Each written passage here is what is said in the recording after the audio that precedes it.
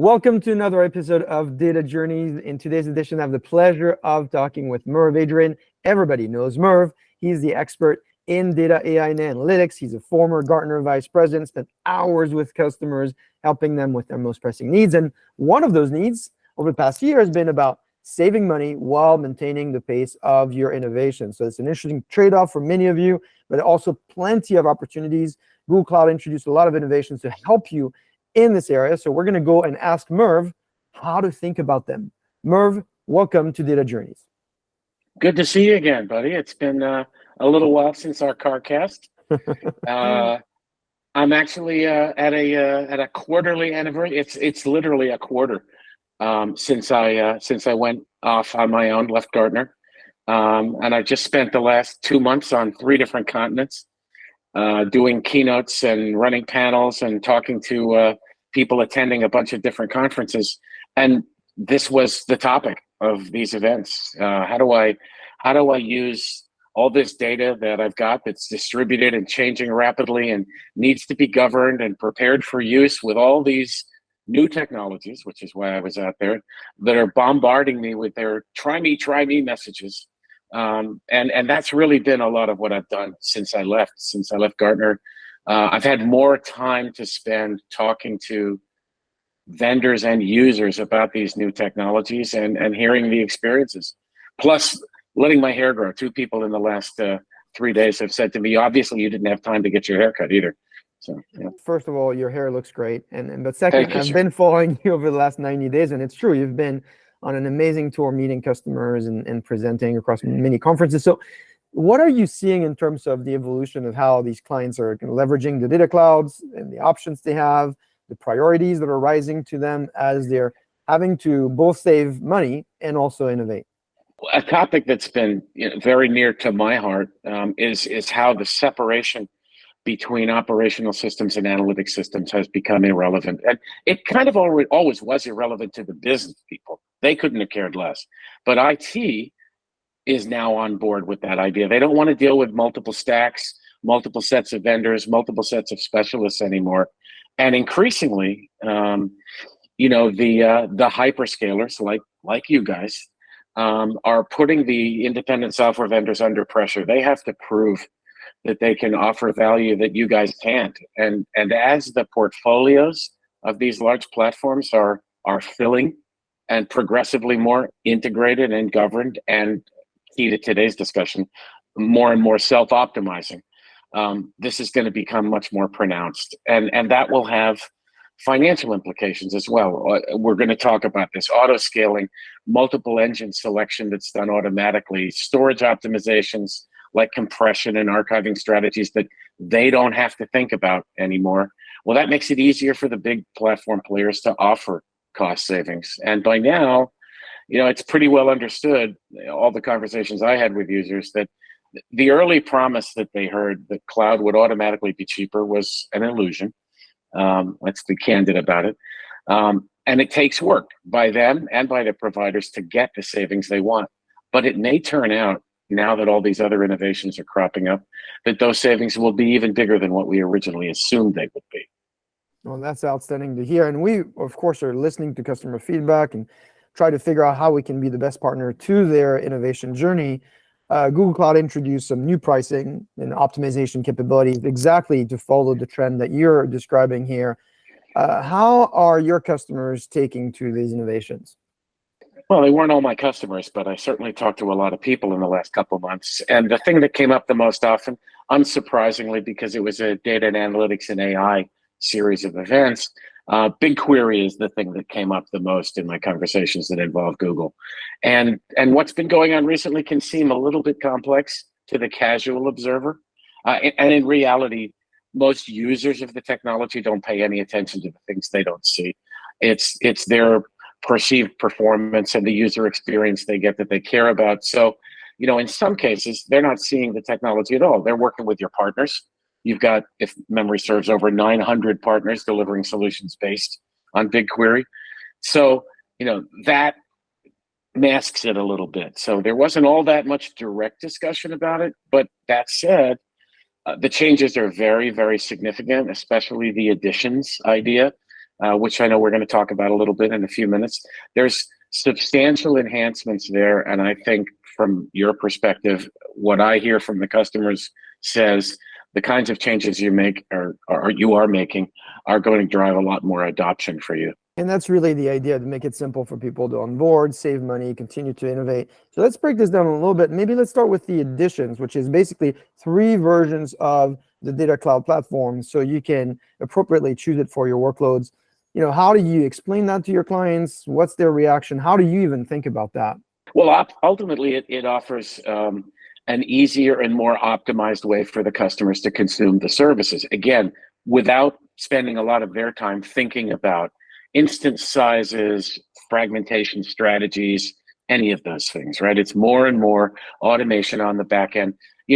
As more of this technology comes in, just an aside, I'm wondering if we're even going to use this technology much longer. Soon it'll be my chatbot with my avatar talking to your chatbot with your avatar, and we can go to the beach instead of getting on camera. But look, we've talked about this before.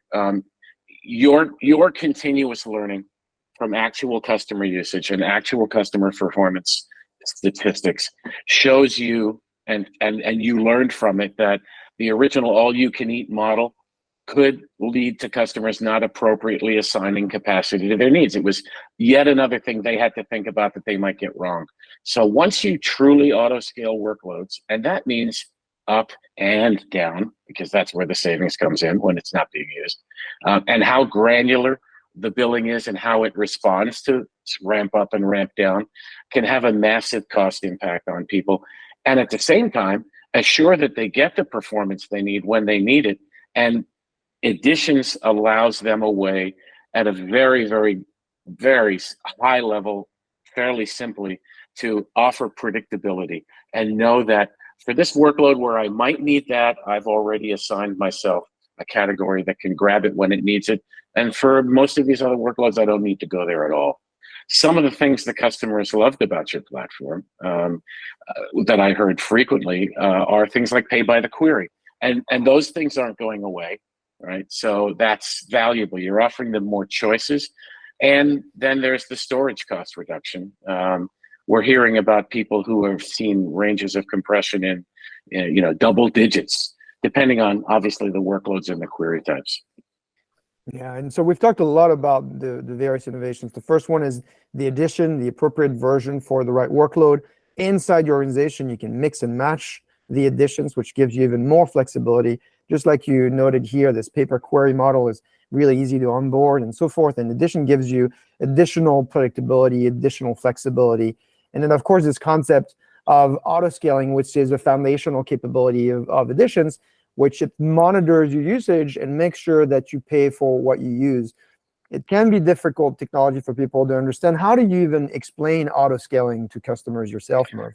I like to fall back on Arthur C. Clarke and say any sufficiently advanced technology is indistinguishable from magic, but they don't really want to hear that. They'd like to hear a little bit more detail. So what I tell them is, look, think about it in terms of a set of pre-provisioned slots that are available, but you don't use them until you need them. And depending on what kind of workload it is, you choose, I may need this many, so let's reserve them, but you still don't pay for them until you actually use them. And so you have to establish for yourself some sort of a baseline that you're going to need to run your existing workloads at some reasonable level, and then think about how much headroom you need and figure, what's my likely maximum, and have the confidence that even if you exceed that, autoscaling will push it past that as needed. Yeah, that's what's really nice about this functionality is you can set the threshold, you can set the limits within which you want to, autoscale your infrastructure, and it takes care of that for you. I mean, we have customers that are telling us, hey, you know what, I don't worry anymore because I've set the limits and I know the billing is going to follow my usage. This is a little disruptive because it's very different from how other data clouds do it.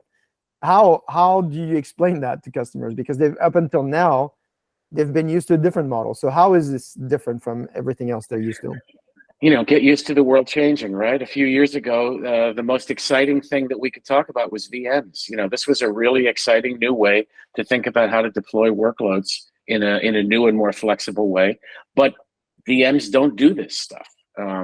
There are places where they simply won't do what a serverless architecture can do to map to scale demands. And again, not always up, sometimes down, and do it automatically within clearly defined policy guidelines, as you identified. The beauty of this is you can define some guardrails, and you can even break out of the guardrails if you have to. You know what that cost is going to be, but you can create a zone that you can operate within and always get the most cost-effective use of resources, because you just don't pay for what you're not using. VMs don't give you that.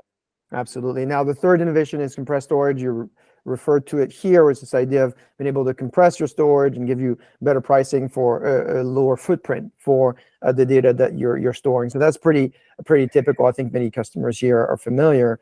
I want to take you to this idea of best practices and worst practice, because you spend a lot of time with clients and you see a lot of great stuff, and you also see a lot of lessons. So I'd like to start with the positive.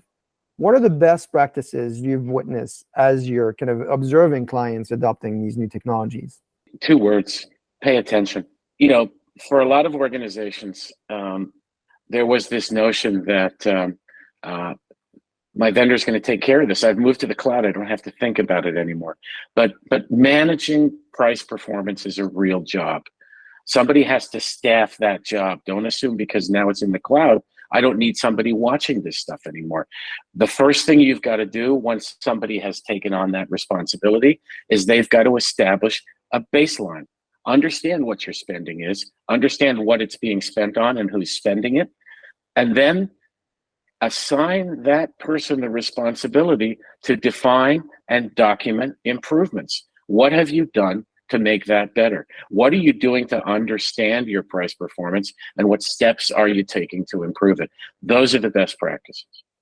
I'm assuming the worst practices is the opposite of that, or are there other things you've seen?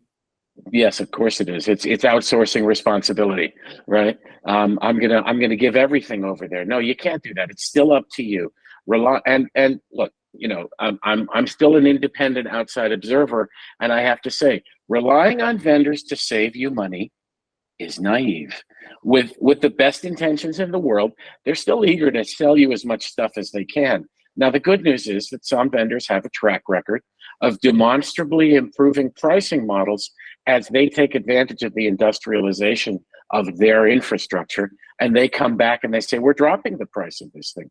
Hey, we're going to throw in compression of your data before we start charging you for it. And oh, by the way, we're going to pick the best compression for that workload of that data, because different compressions work differently based on the workload. If you want to start doing all that stuff by yourself again, A, good luck, see if you have the skills, and B, somebody would have to have that job, and they'd be fighting for their life every minute against users who said, don't change what I'm doing. Thank you very much. So, yeah. That's correct. And thank you for mentioning that, Merv, because a lot of the functionality comes with big additions is around recommendations, understanding how you're using your system so you can make better decisions, keep the best price performance ratio for your organization. So that's what people should do about additions, autoscaling, and compressed storage. Where can people find you, Merv? Well, my most typical hangout these days is LinkedIn.